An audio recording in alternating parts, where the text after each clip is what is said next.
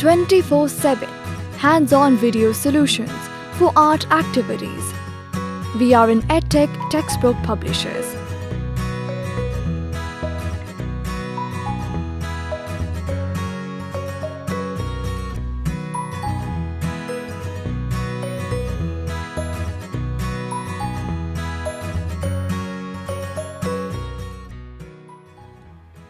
इस सफ़े की मश्क में हम लाइन की सिखाई गई मश्क को रंगीन कलमों के साथ ट्रेस करेंगे।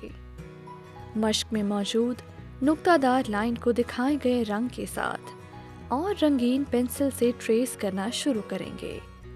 और इस चीज़ की एहतियात करें कि आपकी खींची हुई लाइन नुक्तादार लाइन पर पूरी तरह उतरे।